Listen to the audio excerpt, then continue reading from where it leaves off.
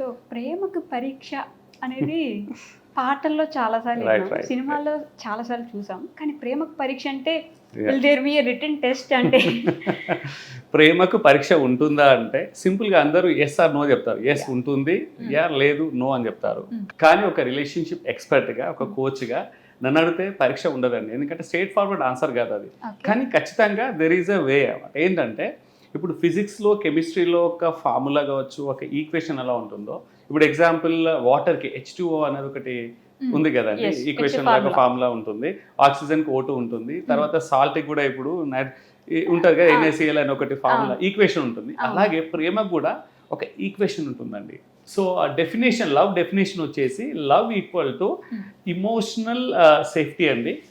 అది plus emotional safety plus respect plus trust plus responsibility and plus వచ్చేసి loyalty అండి. ఇవన్నీ కలిస్తేనే అది ఈక్వేషన్ అనేది ఉంటుంది. ఇప్పుడు చెప్పుకున్న 5లో లవ్ ఈక్వల్ టు 1+2+3+4+5 మనం 5 చెప్పుకున్నాం.